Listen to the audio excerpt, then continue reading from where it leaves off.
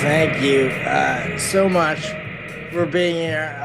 When I had Brandy on, I was saying to her kind of the exact same sentiment I have towards this chat with you. I obviously know of you. We've met. I am aware that you're up to infinite, very cool things, like doing a lot for, I mean, outside the city, but also for Edmonton, and I don't know really anything about you, and I would love to, and I feel almost irresponsible for not knowing more. So I would just love to learn more about you over the course of the next hour, if that's cool. Of course, yeah. Thanks for having me on.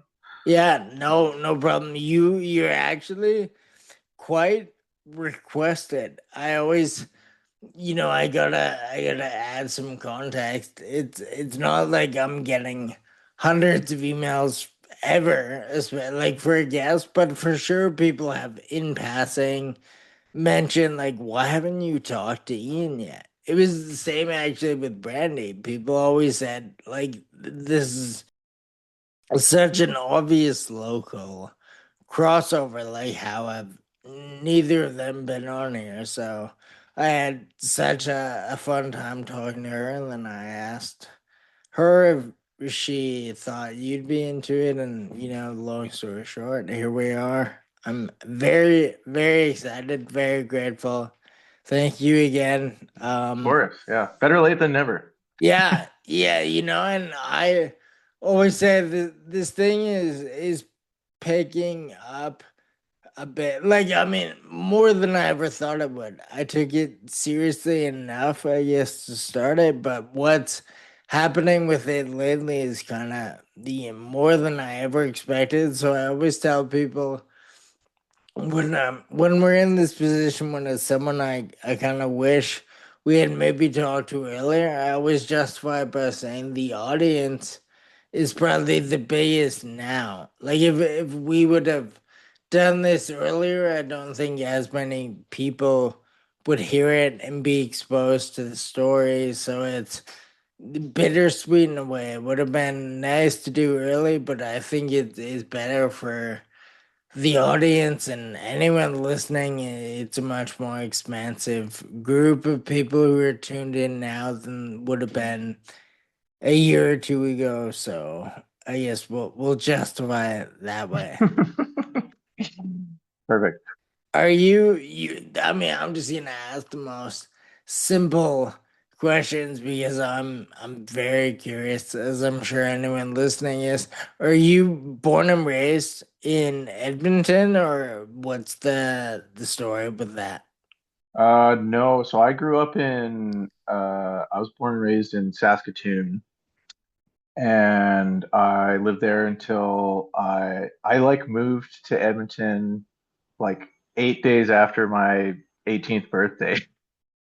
So I've been here since like 2006, or like actually like coming up like in November, I'll be 20 years in Edmonton. That's a good milestone. What are Hmm. you gonna celebrate anyway? I don't know. I don't know, maybe.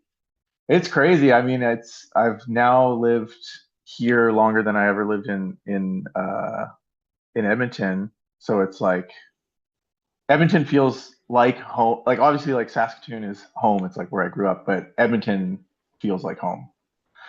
Um, and I still love living here. So Yeah, I'm actually gonna ask as blatant of a question as that is. You must enjoy it if you've been here 20 years.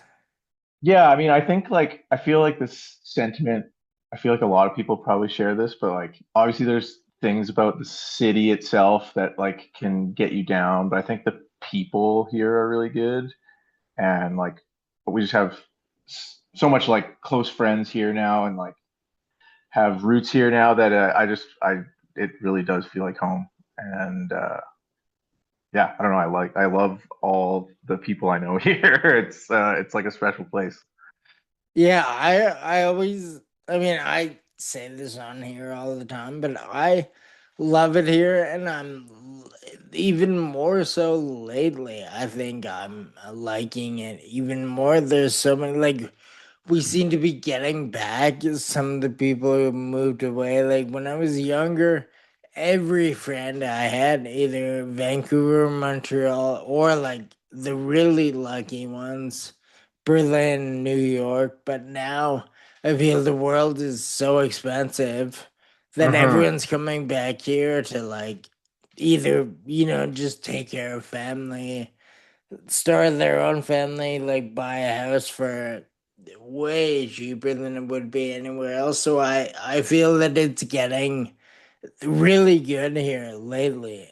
We're like retaining some of the people. There's new stores and new restaurants opening. There's like people from here doing things kind of globally that they're able to have a base here. Hmm. I mean, For I get sure. like you're a perfect example of that, but I feel like even 5, 10 years ago, anyone doing anything kind of had to leave. Like if you had a band that was gaining momentum, you couldn't really stay here. But now I see a lot of people actually staying here, but doing things outside of here as well. For sure. I think there's also like a good like new energy in the city with like younger people too. I don't know. I guess that's just like my perspective from being at the shop and also going shows, whatever. But yeah, I don't know. It does feel like there's like a new resurgence in Edmonton or like I don't know, a different energy. Um, but it's good. It's like all positive and I'm like looking forward to more of it, you know? I'm so jealous that you get to like see what's happening with all the young people like through the shop. That was, I mean, there's so much stuff I hated about my place, but I did love watching what the younger people were up to and then kind of using that to inform like certain decisions we made like with the shop from there. So I think about you like now after this you get to go into work and you just get like to kind of have your finger on the pulse, see what's happening with the young people. Arguably, Hmm. like I'm sure a lot of people, everyone is gonna think their scene is kind of the coolest young people, but I would say like, in my opinion, the coolest young people in any city would be the demographic served by your store. Yeah, it's cool. Yeah, it's cool. It's interesting because I definitely like I'm at an age now where I'm like, oh, like I'm like getting older now, and so like stuff that maybe I'm into is like not what kids are into, and that's fine. I've like come to realize that I'm like, you know what? I just have to like be a like an outside observer and just like appreciate it for what it is for them and like facilitate what I can do as like a an older person, I guess. Yeah, I remember the I mean, I guess I don't like fully remember, but a time when I started to feel kind of older and dated once I saw kids like doing certain things or I heard certain music they were listening to that I kind of thought like I I don't get this. Like I don't understand.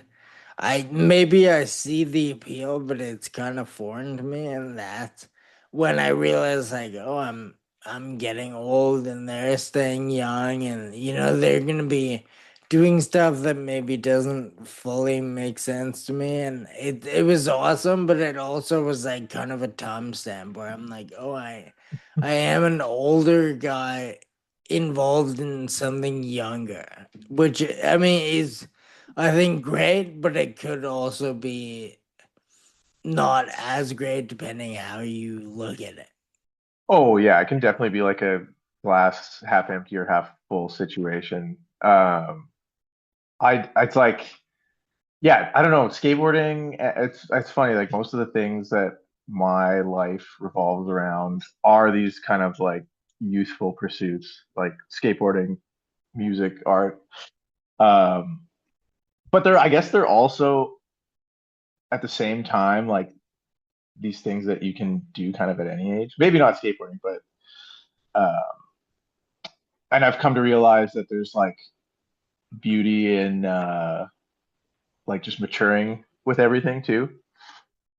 If that makes sense. Like, yeah, I don't know. I don't know. It's like a tug of war sometimes I think about it, but because it is like maybe there's like a sense of like arrested development or something that you have to have a little bit to like fully involve yourself with something like skateboarding or music. For like absolutely, I agree for sure, and I think I also gonna justify it to me thinking like someone who's gonna manage a shop or kind of be like the I mean I guess being the dad might be a bad example, but someone kind of in charge. You almost have to be a bit older because like think about if you put like a 20-year-old in charge of any business or any like paying taxes or like giving out T4s and stuff. I'm sure there are plenty of young people who could do it, but in my mind, I think you kind of have to be a bit older and a bit more responsible. But then you also have to like be in tune with these people to relate to them like on like being a employer employee. So I think it is actually almost necessary for someone to be like bridge that gap, like be a bit older but still have like one foot in whatever's going on. And I think like someone like you fills those shoes perfectly. I'm certainly trying. It's funny that you say that though, because I feel like I heard about so many friends like working at like FS back in the day, and it just sounded like not like chaos, but it just sounded like a bunch of 20-year-olds running a shop. And like maybe there was like an owner, but it sounded like even the managers were like really young people too. And it sounded interesting as far as like running a shop is concerned. Yeah, and I'm like rest in peace, FS, but that might Mhm. be the reason why they don't exist anymore. You know, because it might have been fun when it existed, but it's not sustainable to do things that way. For sure. Yeah, for sure. Yeah, someone's got to be like the responsible one in those situations, for better or worse.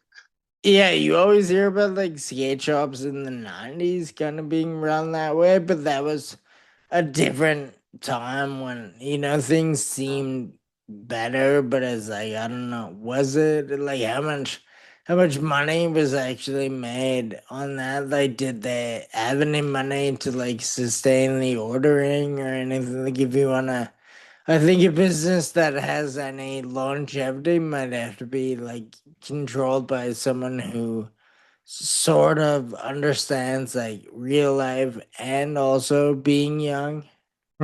Yeah, yeah. Like you said before, there's got to be like some sort of like balance. One foot in kind of both camps. So, I mean, we're kind of alluding to it, but I guess I haven't fully like my question is really how do you do so much stuff and excel and all of it really like I can think of people maybe run a shop and they do that well, or there's people like musicians, people in bands who do that well, but there isn't much else on their plate than that. You do so many things to like the best they can be done. I think like how does it get too much for you, or like have you always wanted to like maximum output and like do everything you can? Yeah, I don't know. It's like a juggling act for sure. I think now, like with the shop and with the band with Homefront, it's like definitely a crazy juggling act because there's a lot of time away from the shop or from both, and it's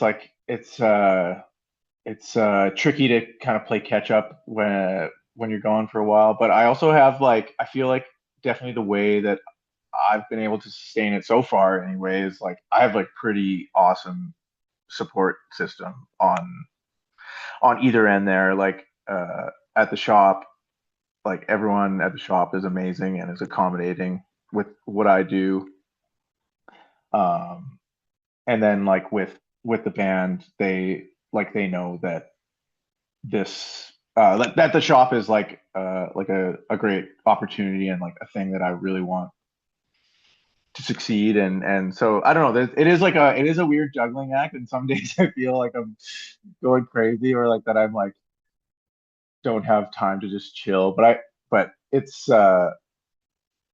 all been like it's all been positive. It's like it's really crazy how everything's been received, both the shop and the band. It's like it's definitely not like used to it, I guess. I don't know. I think it's so interesting because I mean, completely hypothetically, I've never played any instruments, but if I was in a band that was doing what a Homefront clearly is doing and is set up to be doing, I think I would quit any job I had. I think a lot of people who had a band kind of like uh, I don't know if blowing up is the word. Definitely getting like extreme momentum. I think they would quitting a job would be the first thing they do, which might be irresponsible, but I think a lot of people would give in to that irresponsibility. I think it's like maybe insane also isn't the word, but it's very interesting to me that all of you guys work like other like real jobs that you like put so much time and effort into as well as the band. Was that, I guess you don't have to give away band secrets if you don't want to, but is that something you guys all like talked about and planned, like we're gonna stick to our jobs and do this, or like how did all of you maintain jobs and band? I think I think it's also I think the reason maybe why we're all in this like we're responsible with our jobs as well as the band is that because I think this is not a young band. Like we're all like the youngest person in the band is Warren, the drummer, and he's like in his mid 30s now. So it's like we're all in this like more mature state of our lives where I think we do have more responsibilities. So, and I think we all know the like potentially fleeting nature of music and popularity, and if like got to just like ride the wave while we can, kind of thing, I guess, if that makes sense. Like, because the band is like at the is I don't think any of us in the band expected it to get to where it's at now. It's been pretty crazy. Yeah, that was another question I had. And obviously, if you don't want to give away these secrets, you don't have to either. But when you, like, when Nine Times opened, did you think like you were taking that position and then having a band with the potential to do what it's doing? Like, was that like, did you think at all about having to job both of them, or when you took the job with the shop? Was the band not really like projected to do what it's doing? Um, that's a good question. I feel like it's funny that the timing of both kind of actually kind of coincided at like not at the same time, but like pretty close together. Because like we started playing live with Homefront in like spring of 2022, and then we had played a bunch, but like not a crazy amount. We did go to the UK like later that year to play this festival in London, and that like was a pretty crazy one. Like obviously like I had never played in Europe before or like across the pond. That was like really crazy. And then I don't know if it might have been just before that trip. I had gotten a call from Jason, uh, like from Nine Times. he just like cold called me. Like we're friends, but like we don't text all the time, or like we're not chatting all the time. I'll definitely like see him when I'm in Saskatoon, that sort of thing. But he just like kind of cold called me, and I was like, "Well, this is weird. Jason's calling me," and yeah, he just brought up the idea. He's like, "What do you think about nine times in Edmonton?" And obviously, like I grew up in Saskatoon. Nine times was definitely a thing when I was growing up there, and having all my friends be around that shop too. And obviously, I knew about nine times in Calgary at that point too. It was kind of like a no-brainer just because it's all tight friends that I've known since I was like a preteen. So we just like went. I don't know. Anyway, like basically what I'm getting back to is that the timing of the band and the timing of the shop was kind of at the same time. So I was like pretty naive to just be like, yeah, this is gonna work. We'll make this work. And so far we have. Yeah, it's going quite well on both ends, which also I think is kind of an anomaly. Like, I think it's interesting that someone could juggle both, but I also think it's funny that the scenario itself even exists. Like, a lot of people, I don't think would try to do both, but also a lot of people would never have the option to do both. Like, having two things kind of take off is rare almost in any like two subcultures, but like these two together, it seems like a very like an isolated incident. There isn't much like precedent for how to deal with it. Yeah. And like I was saying before, like I have like such a good support system. Like both Kevin and Jason have helped out so much in terms of like showing up for me at the shop when I'm gone, but also like looking after our house and looking after our cats while we're gone too. So it's like it's like a I've been very fortunate for the situation that I've been in. And that I mean, I feel this also falls under the secrets you might not want to expose, but like, is your plan to like do both until it's like physically impossible to handle both? Or like, is the plan for one of them to eventually kind of take over the other one? Or like, have you just not thought about it at all? Oh, I definitely think about it, but I also I like both so much and I want both to succeed as much as they can that I really do want to be a part of both. So as long as I can try and make it work and it's not too crazy, like I want to be at both spots kind of thing. But yeah, it's yeah, I have a I like I yeah, I have a great support system. It's been a blessing. I'm really curious about. You got the call from Jason. Like, had you wanted to be involved in a shop, or like, were you thinking about opening your own? Like, to get a phone call out of the blue to kind of manage a shop. Like, I wonder, had you manifested that happening in any way, or did he just know you were like a trustworthy, reliable friend living in the place that they were considering expansion?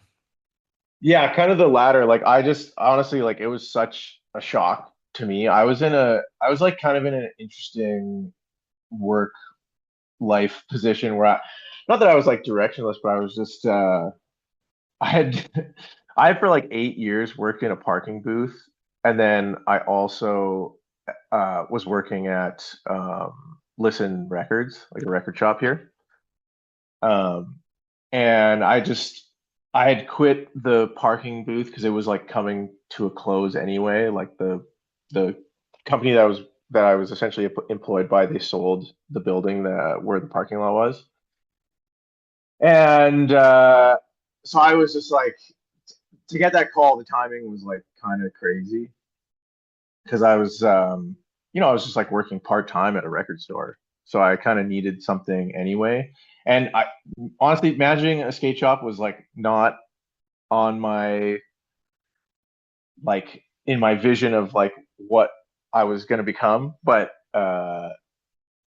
I've just like taken it in stride, and I don't know. I guess it's been exciting, just like learning this whole new role at a shop, and honestly, like it's kind of crazy because you kind of like a skate shop is not just a shop. You kind of end up becoming a part of the skateboard community and get to know so many people through it. Um, and it's been amazing. But yeah, it was like a definitely a shock. I was not expecting them. I didn't know that that was their intention, that they were like wanting to come here. I think I was the contact point because I had known those guys for so many years and they knew I lived here. What I'm so curious. I have to ask, what's the what are the daily duties of someone that works in a parking booth? uh Opening the lot, opening the gate and taking money for parking. It's like it was truly looking back, it's so funny. Like it was such a ridiculous job, but it also fostered a lot of creativity for me. Because essentially my job was just to take payment for cars. So in the between times, I could read a book. I could there was a TV in there. You could watch movies. I could work on art. I could work on music. It was like that is probably the reason why I stayed for as long as I did because it was just like this kind of funny, cushy job. Not even cushy because it didn't pay well, but it was cushy in that I was just able to like get paid while working on a bunch of different creative things. How again, pure curiosity, but how did you get that job? It was like through friends. Um, I had known a bunch of friends that worked there, and there was an opening, and I took it because I knew going into that it was like it was going to be that type of situation. Sometimes I think actually quite often I think about how a job like that might just be the answer to everyone's problems. Like just sitting there and doing the like what you need to do and then just kind of relaxing the rest of the time. You never like take that home with you, like it's nine to Hmm. five and then it's completely over until the next day. I like kind of romanticize something like that in my head a lot. Yeah, it was definitely like I mean, yeah, 8 years was like maybe too long to like drag that out, but it was because it was so like there was parts of it that were so fulfilling.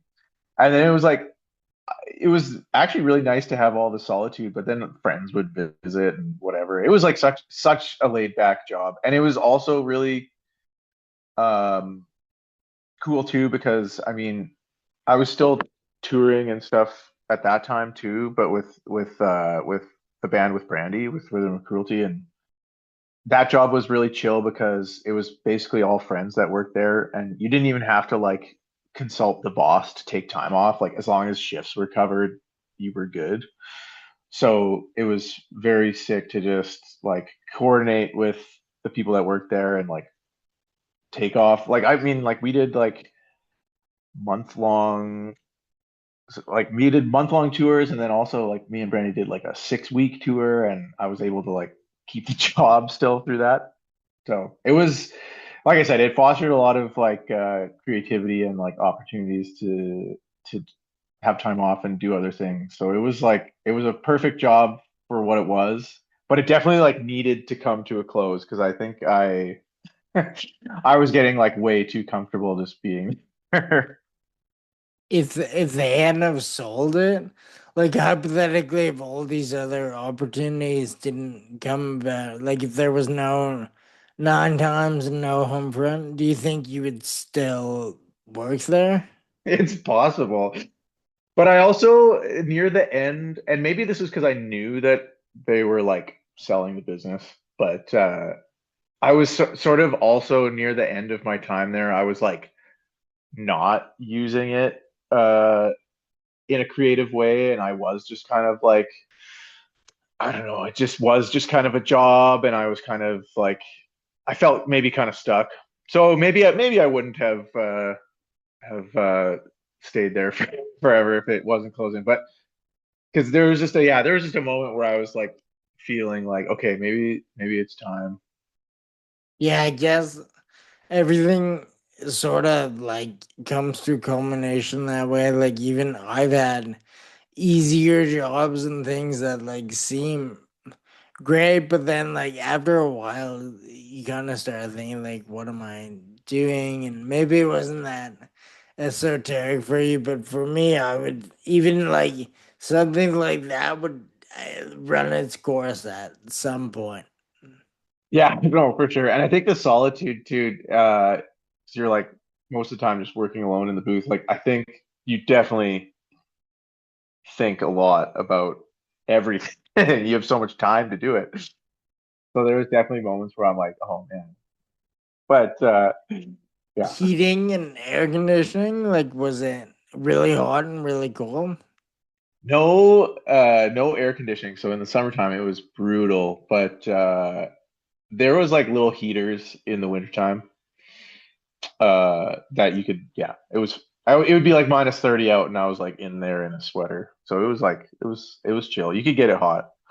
That's funny. You for sure you're the first and maybe the last, hopefully not. The first parking booth attendant I've had on here. I mean, I guess that's rude. You are many other things, but you're the first ex parking booth attendant.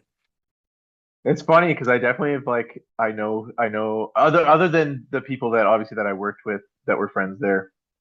Um, I know a couple other people that did that as well, or had done that in the past. Camaraderie ship through fellow parking booth people.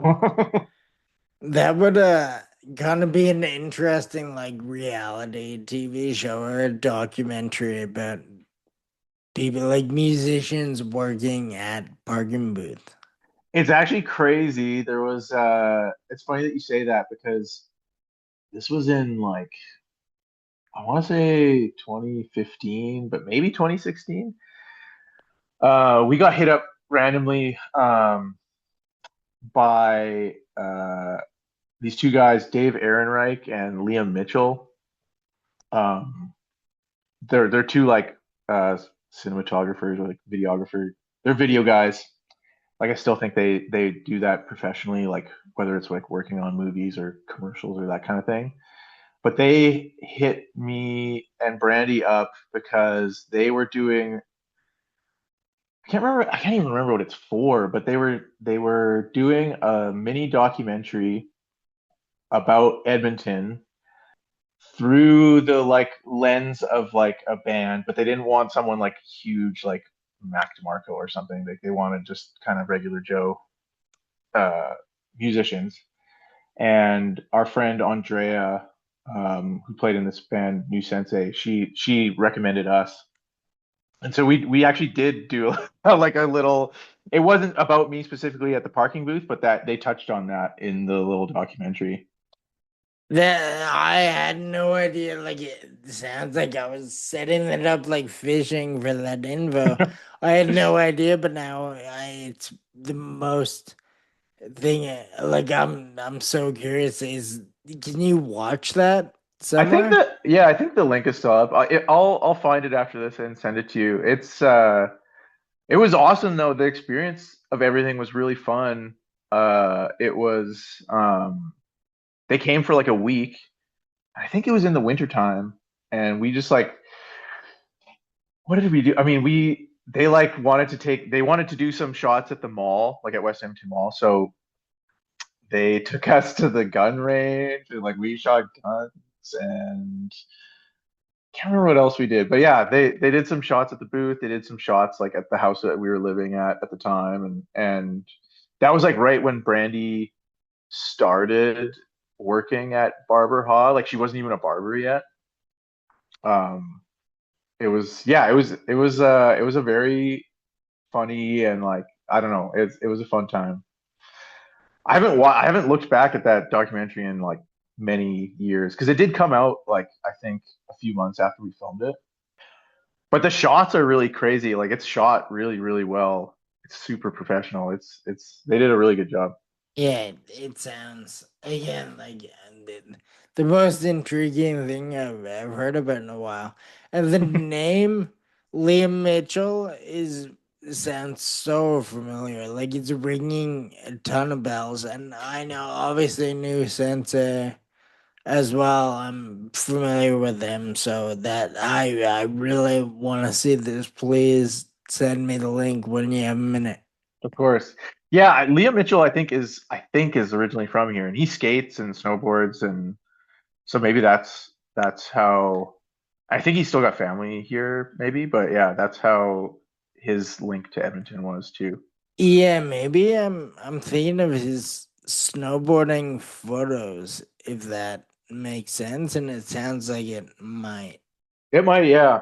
Or videos, maybe. Hmm. Hmm.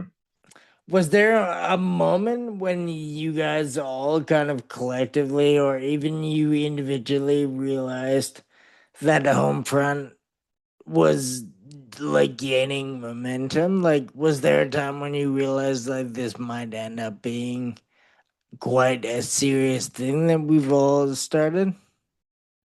Yeah, I don't know if there's like a collective moment.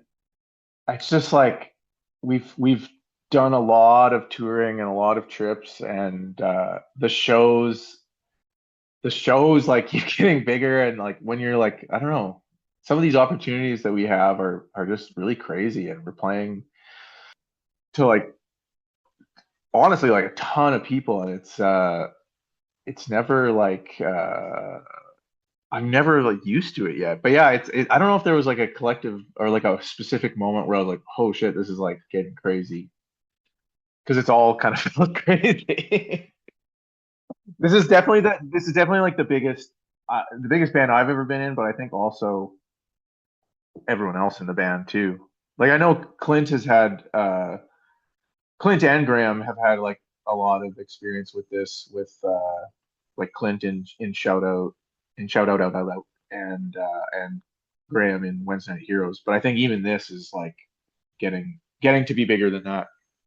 Yeah, I remember right around when I like closed the studio, we had done a beer that Clint kind of helped put us in touch with Nik Kozub.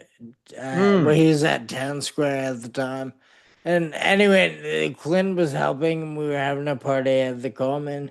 And Clint was telling Sarah and I, like, kind of about the inception of Homefront. Like, I think you guys had played maybe a couple of shows. I don't even know if there was if anything had happened yet. You had just started it, and he was so excited. And then I don't know how far in between, but it seemed like it just hit the ground running. Like he was telling us about it, and then all of a sudden there was like so many local people trying to go to the shows. I think there was one at 9910 maybe. Like does that make sense? oh yeah, yeah. Like some of those uh earlier shows that we played were at 9910 and they were crazy. They were packed in there. Yeah, I just remember Clinton saying we're doing this, and then all of a sudden it was like, oh, it's done, and everyone loves it.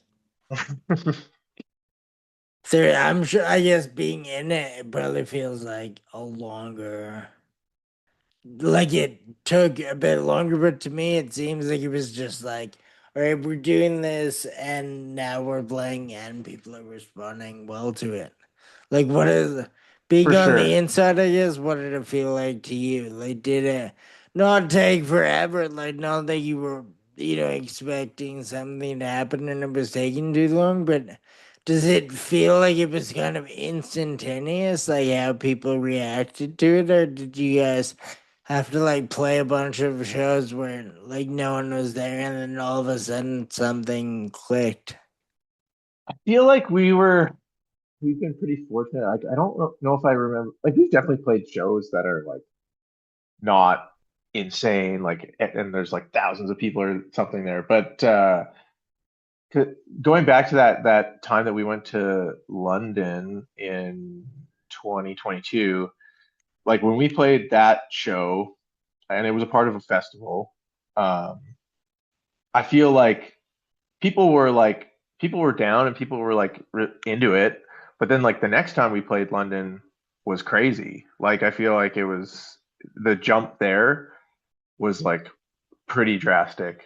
And that was like I think we played there like a year later. We did like another like our first kind of big European tour was in like October, November 2023. So like the next year. And I don't even think there was or like they had maybe just put out the first like album like Games of Power. So I think I don't know. It was interesting to that's maybe the one thing where I was like, oh, that felt like a jump. But that is like a year of touring and playing out. So I don't know. But not like a specific moment. It's funny looking back because it's like now like that's like 4 years ago and it's felt like a blink. I don't know. It's time's moving crazy. Yeah, I guess like being in a band, doing quite well, and then having a shop that stays busy all the time, your entire life must just be on like fast forward.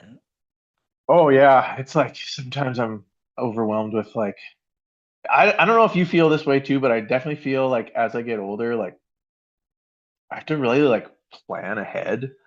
And if I don't plan ahead, I just like months and days and weeks, whatever, they just fly by and you're like, wait, did I do I don't know. It's like it's interesting. You have to like really I feel like now as I'm a bit older, like I really have to plan ahead. I don't know, it's weird. Um yeah, I feel like because like even just for the rest of this year, I'm like, oh my God, like there's all these things that we're doing and I always think I'm like, oh, can I go like do I have a weekend free to go camping maybe? And I'm like it just flies by and like, oh shit, I didn't. I don't know. No, no, I definitely plan. I could plan more, but I have more structure now than ever before. So yeah, definitely as I get older, I think about like planning things out as well, and I also don't have a band blowing up and a store to look after, and I have to plan. I could only imagine like having substantial things like that going on, like the planning it would take for me to be able to orchestrate that would be on a level I've never been able to accomplish. I mean, it probably feels overwhelming too because I'm not I'm not a like I don't have a day planner or like I don't have like a I don't use like Google Calendar or anything like that, which I probably should. So everything just in your head. No, I mean like there's like I feel well, like I said, this is I probably should have this better, but like I feel like emails and texts and things I can juggle it that way, I guess. And I have like schedules at work. Like I make the schedule at 9 times 2. So like I have that in my head all the time too. So, what does it feel like, to go from not really thinking about, like you were saying you hadn't really manifested running a shop, and now you're in charge of people and making schedules. Do you, obviously, you like it because you do it, but was that like a learning curve, or do you think you were like something you were suited for, you just hadn't been thrown into it previously? I mean, maybe yeah, like I don't know. I feel like I'm doing an okay job, but yeah, I definitely had.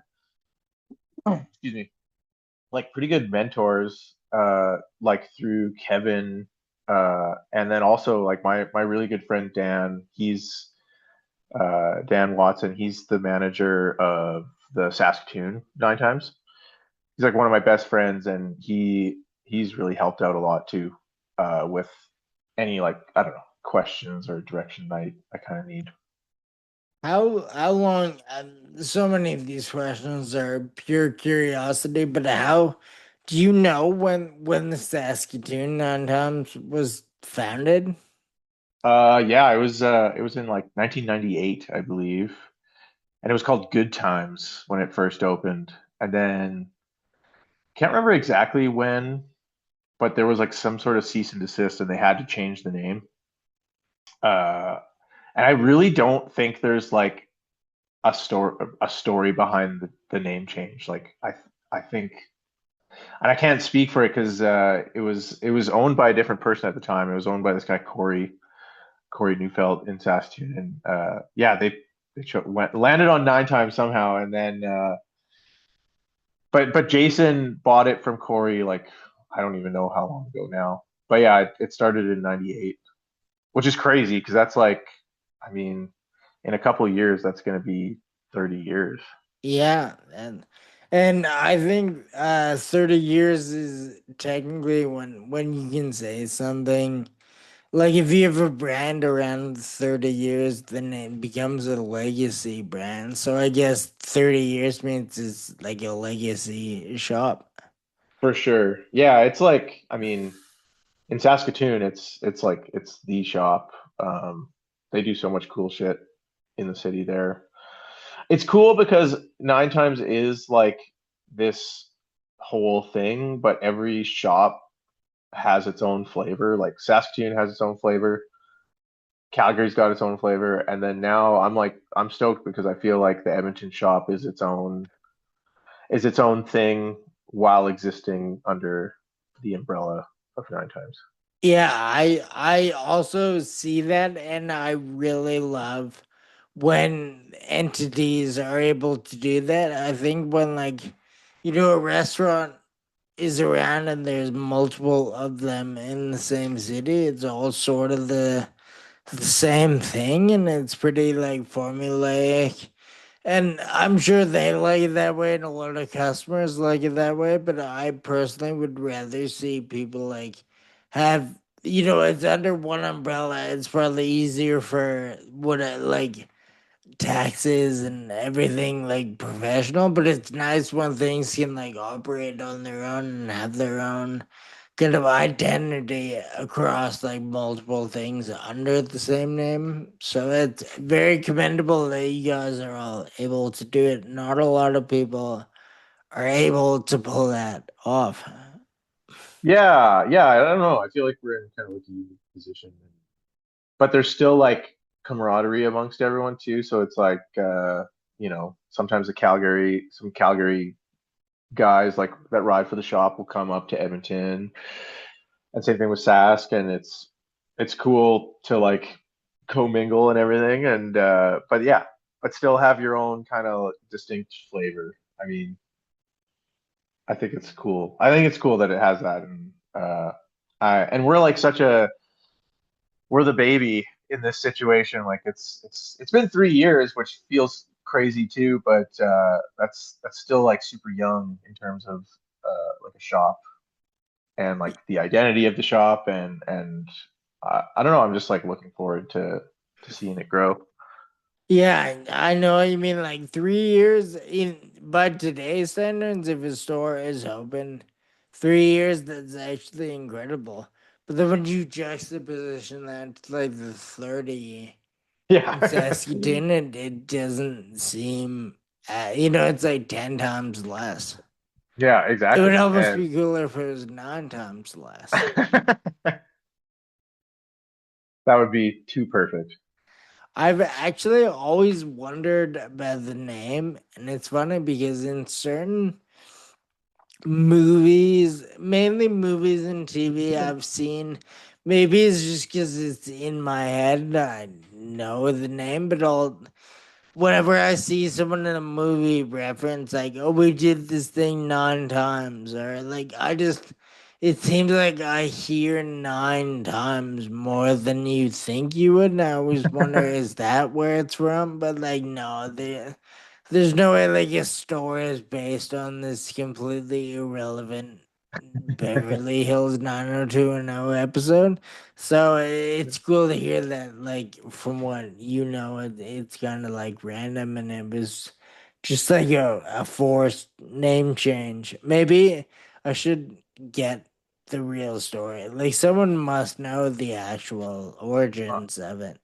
I know, yeah. It's yeah, because I think a lot of times some people will be like, "Oh, is that like a Ferris Bueller thing?"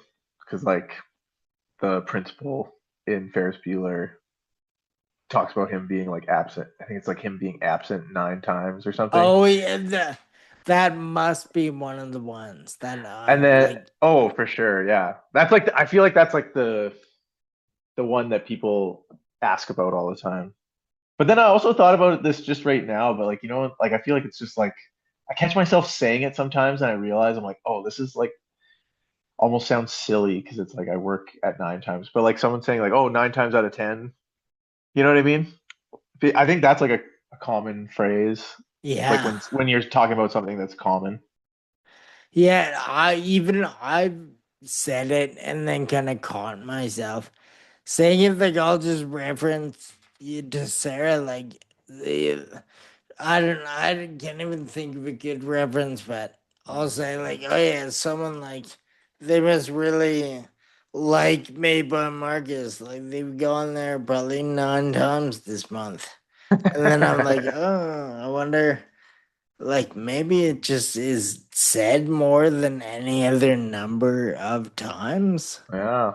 It's really funny too, like that randomly was like my like when I played sports as a kid, like before I found skateboarding, I like kind of went through the gamut of sports, and for whatever reason, my number, not always, but I chose 9 a lot of the time if it was free.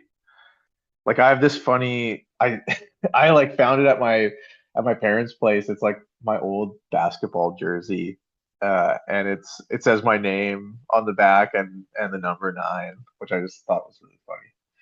I really like the number three, and then I always think of 9 times, or nine being three threes.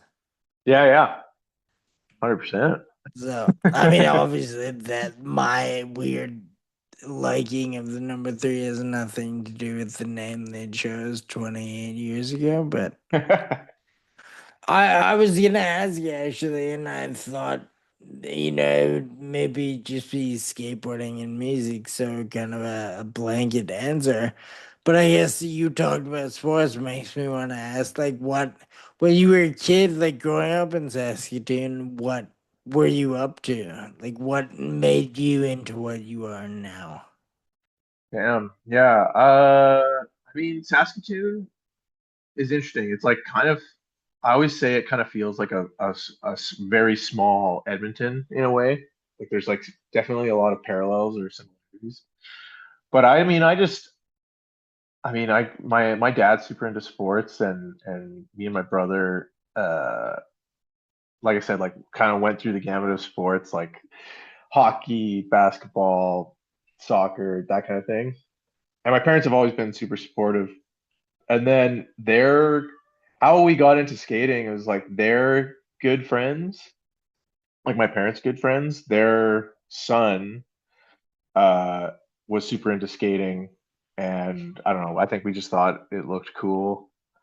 Uh and it's crazy because that friend who's also his name is also Ian, like he's a close friend to this day. But like him, excuse me, him and like a buddy of his, like they totally got us like into the cool stuff. Like they like dubbed us VHSs of like cool videos and parts and like set us on the right path. I think once we found skating, it was just kind of it. Like we just got totally obsessed.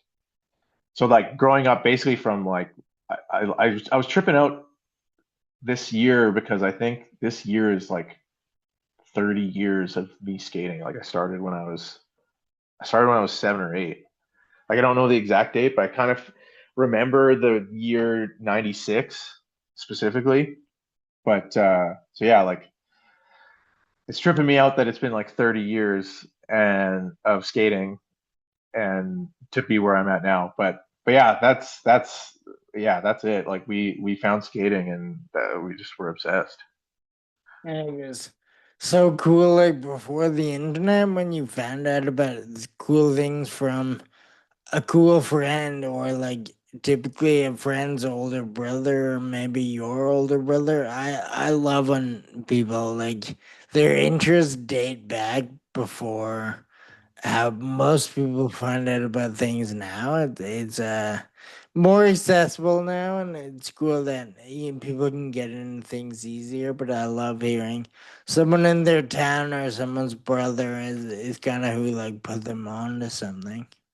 Yeah, and my like I definitely like there is the older brother thing too because like my brother is 3 years older than me and I definitely was like, oh, he's getting into skating, like I want to get into skating kind of thing through our friend Ian, who I was saying before.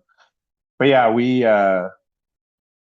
just like dove in and it was really cool that they like that he dubbed us VHS. I still have the one VHS. It has like all these like kind of quintessential videos on it. Like it has like Girl, Mouse, and Toy Machine, Welcome to Hell.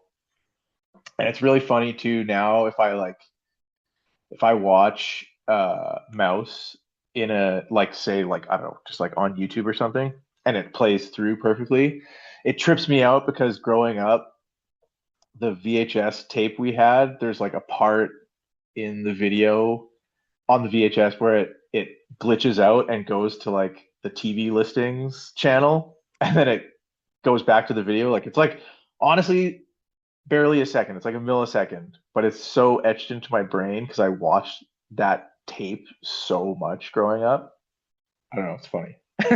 That's awesome. Yeah, I have things like that too. Maybe nothing that cool, but things similar to that from my childhood, where maybe like the recording of a song off the radio on a cassette had some glitch that I've just like kind of conditioned myself to thinking that's part of the song, and then I'll put it on like Apple Music or YouTube, and then it's not there, and I feel like there's something wrong with it, even though it's the right recording and mine was wrong. Yeah. No, but I love that that's like something that can be like unique to your experience of it. Where if you started skating around 96 and then Good Time opened 98, where like how did you get your first board?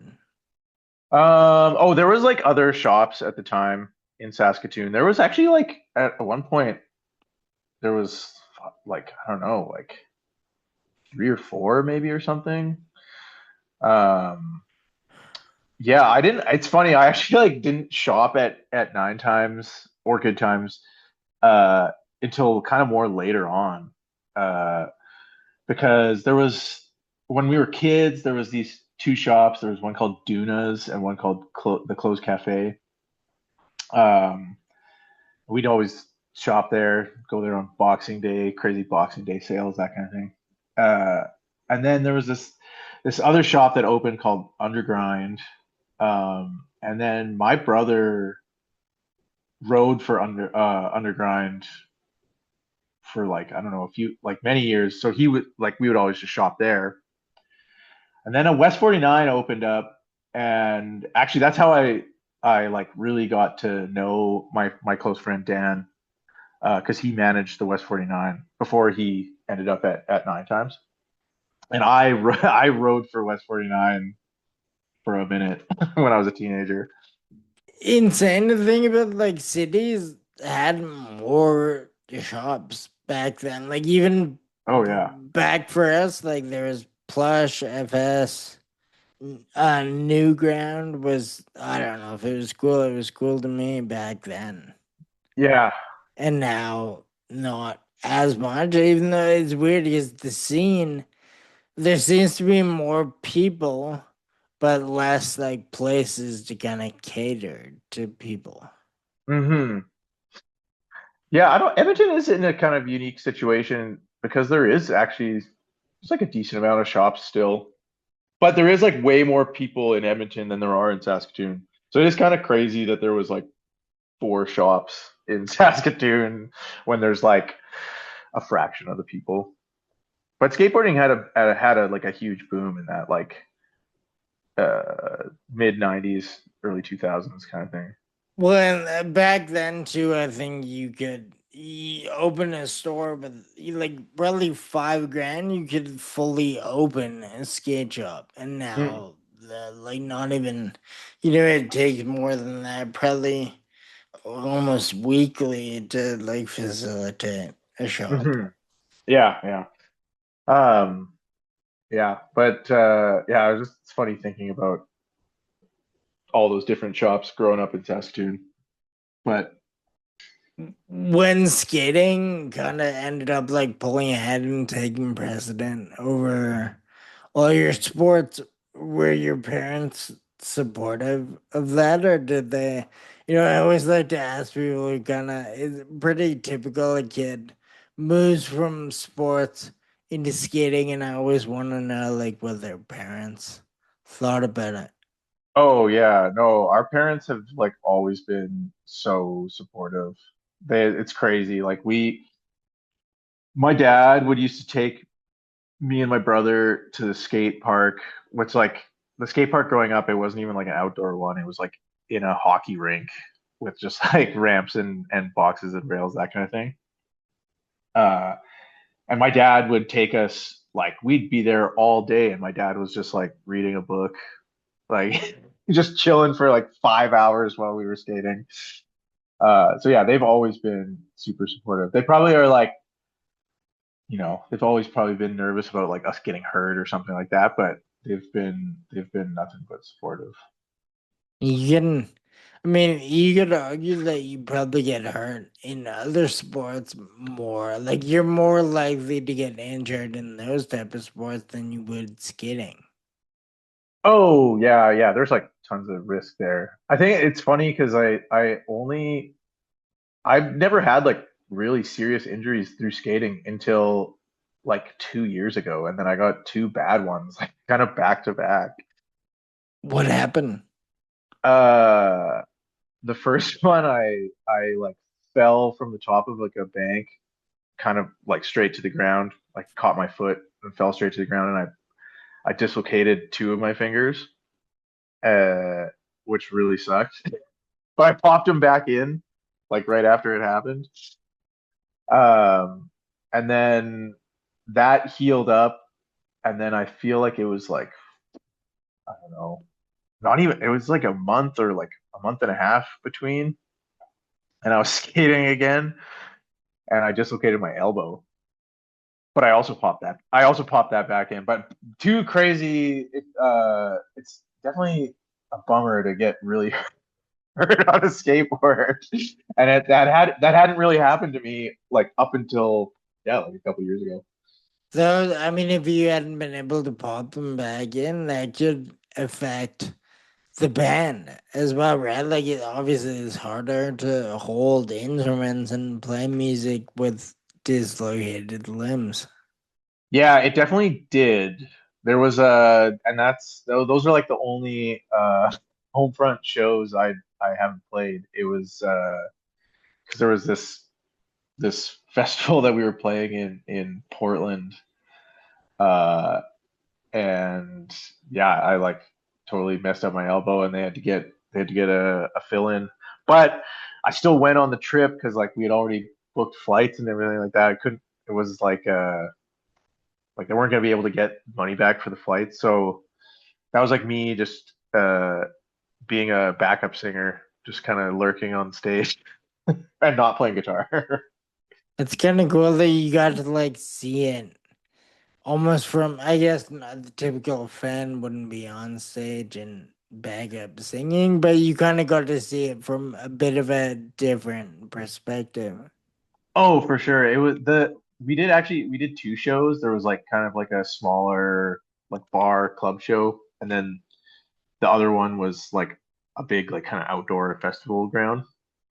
And I don't know why I was like feeling nervous or feeling weird. Like this the small show, I kind of just lurked on the side stage. I didn't really do much for singing or anything. But then the next day I was like, you know what? There's gonna be because it was like a tight, small space. I was like, I'm just gonna be taking up space. But then the big festival ground, I was like, oh, I'll get my own spot. I'll get a mic. I can just like chill. It was pretty funny. It was a pretty funny experience. I I asked Brandy this, and she's too like not too cool in that sense. She's like too collected and like calm about it. So I was asking her about being homesick when she's on tour, and she didn't like said it. She doesn't really get homesick, but do you at all? Like, or do you like traveling constant, like go go go? I like both. I mean, definitely moments.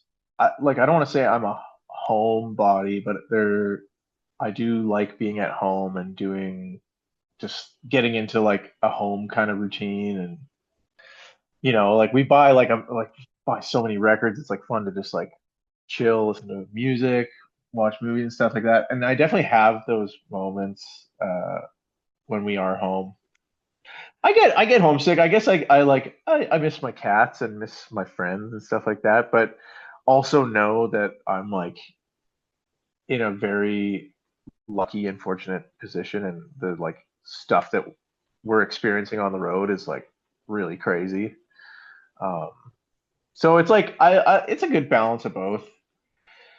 I think it kind of depends too. I think we go on like like we've gone on longer ones and we've kind of more recently gone on kind of like shorter-ish tours, like where it's kind of like 2 weeks or under. And they kind of just fly by, and then you're just like, oh shit, I'm back home already. So there's like, yeah, I don't know. I get homesick every now and then, but I think it's just because I do like living. I do like living in Edmonton, and we're like in a cool, like we got a nice place, and yeah, I don't know. It's a little bit of both.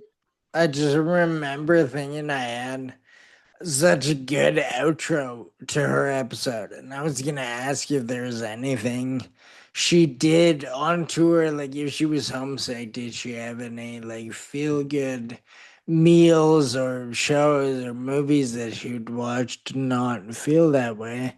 And then she didn't really feel that way, so there was no reason to have all that stuff. And then I'm thinking maybe as your outro, I would try again and ask that. Like, there anything you do to feel not as homesick when you're on tour? Like if I'm out of town and I feel homesick, there are certain episodes of Curb Your Enthusiasm that I'll put on a laptop or a phone, whatever, and it like immediately soothes me and I like don't feel homesick anymore. So is there anything like that for you, or are you and Brandy just like built for this life?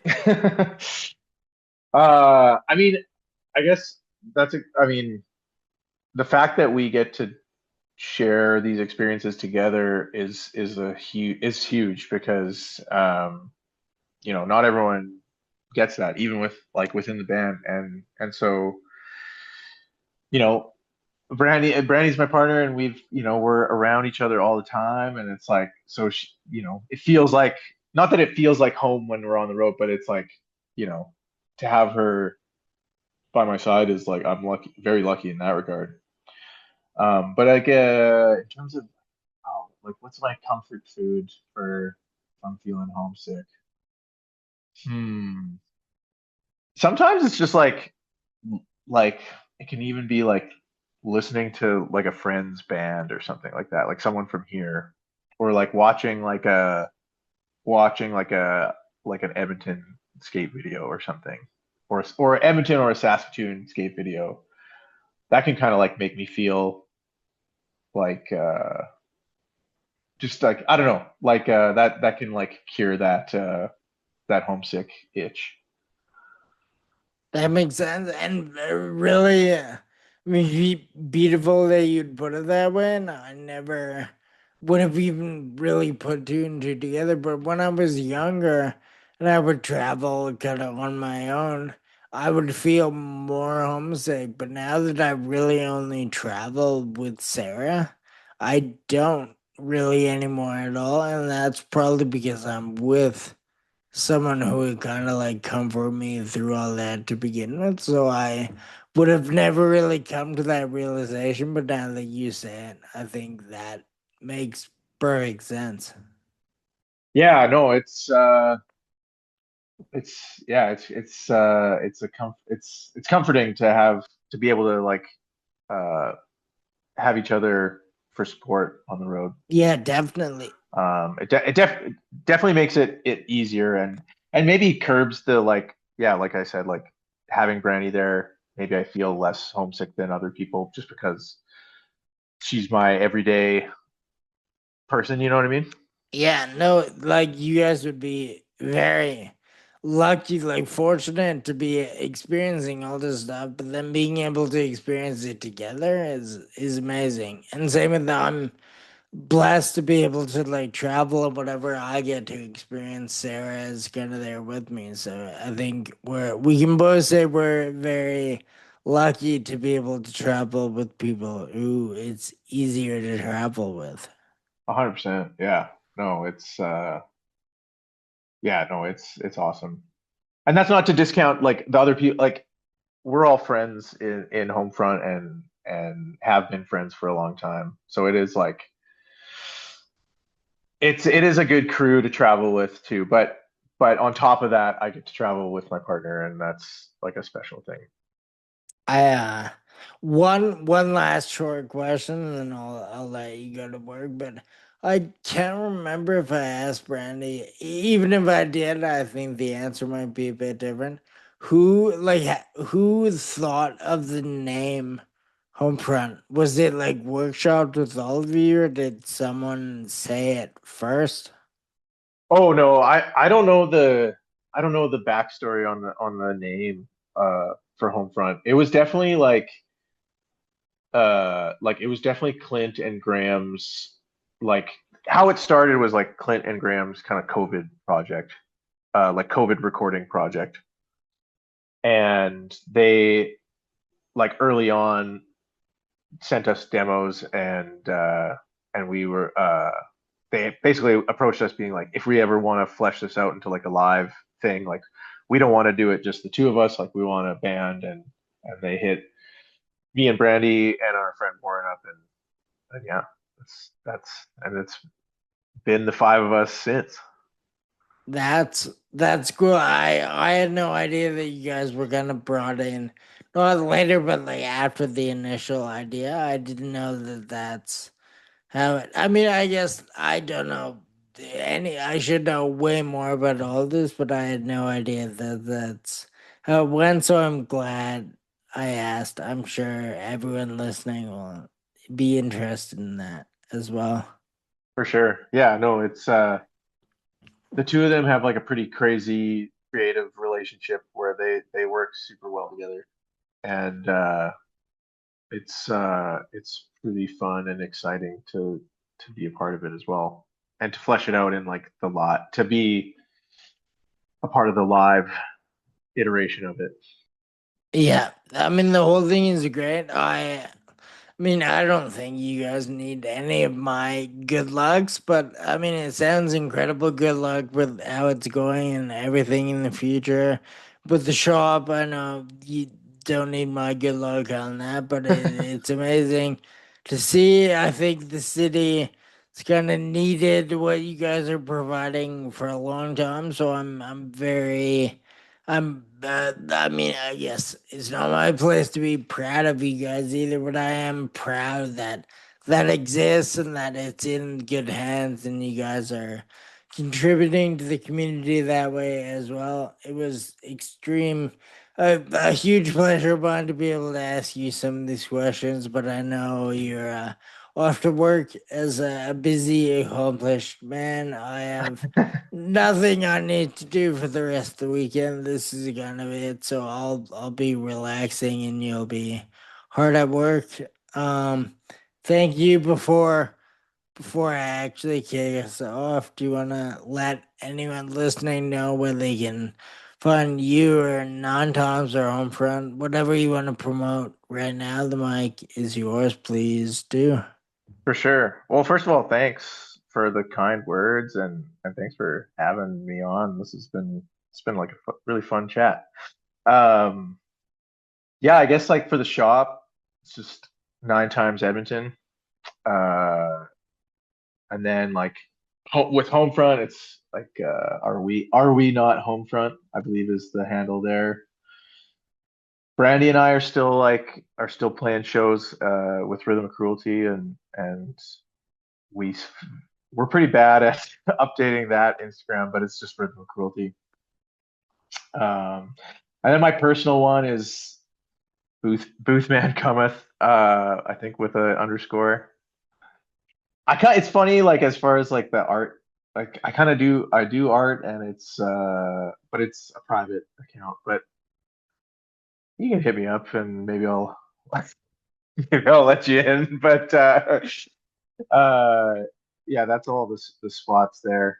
Um, I guess that's all just on Instagram, but that's where you can see what I do. Perfect. I'll make sure to plug everything appropriately, and I'll shoot you an email about the photos and assets for the post. But beyond For that, sure. thank you so much. Enjoy the day at work. And most people I say if that's possible, but I think you probably will enjoy the day at work. You have an enjoyable job to go to. Yeah, it's Friday. I think we're like gonna me and Brandy and some other friends. I think we're gonna skate after work, so it's gonna be a good day. Are you guys going to that new spot but also by an ice rink, I guess. Yeah, yeah. The new the Strathcona DIY. Maybe we might go there because my friends' daughters are getting into skating. They're visiting from Calgary and they want to roll around a little bit tonight. So that would be like a nice chill spot to do it.